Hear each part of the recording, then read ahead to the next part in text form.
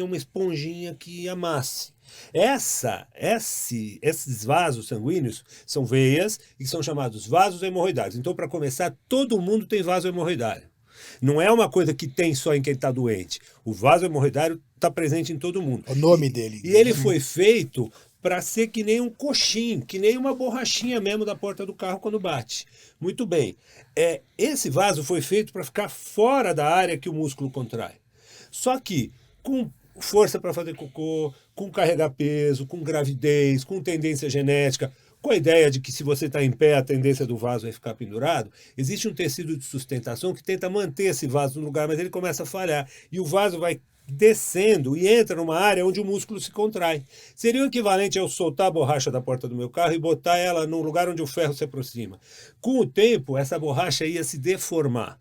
E é exatamente o que acontece com o vaso. Ele começa a ser apertado pelo músculo, aí ele vai virando de um vaso fininho para um vaso guinchado e tortuoso. E que a gente chama de variz. Igualzinho a variz da perna. Sabe aquele vaso gordinho que faz curva? Mesma coisa. Todo mundo já viu. É igualzinho, só que no ânus. Aí, isso ainda não é doença. Para ser doença tem que acontecer uma de 3 coisas.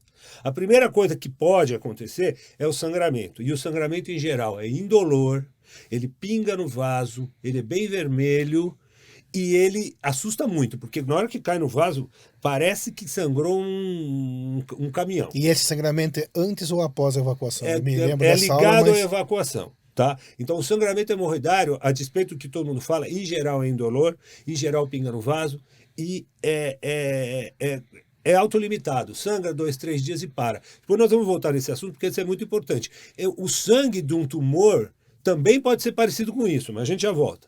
Segunda coisa que pode acontecer é um negócio que chama prolapso hemorroidário, que significa o quê? O vaso vai saindo para fora e ele começa a virar um pouquinho do avesso, ânus, de tal maneira que a mucosa fica exposta ao ar, à cueca, e aí começa a machucar a pele ao redor do ânus. É feio, mas é isso aqui, ó.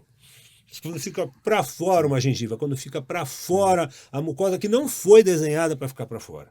E a terceira coisa... Deve agravar. Machuca o ânus, a pele fica macerada, fica inflamada, parece uma assadura de nenê. Aí o cara come pimenta e arde. Aí ele fala, a pimenta causou hemorroida. Isso que eu ia perguntar, não tem nada a ver com a alimentação. A pimenta faz a hemorroida arder, mas a hemorroida já estava lá. Claro que não tem. Com a formação da hemorroida, né? Mas... Se você come mais fibra, você vai melhor no banheiro, teu ânus funciona melhor, você tem menos chance de ter hemorroida. E a terceira coisa, é um pouco mais difícil de explicar, é assim, às vezes o vaso está tão dilatado que o sangue corre tão devagar que ele coagula dentro do vaso e dá uma trombose hemorroidária. Sabe uma variz quando fica durinha, que a pessoa sente dor, sente uma bolinha dura? O vaso é a veia, tá, gente?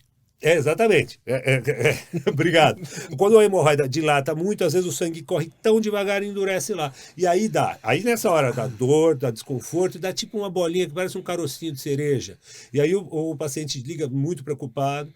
E dentro dessa perspectiva, uma dessas 3 coisas acontecendo, aí sim a gente tem doença hemorroidária.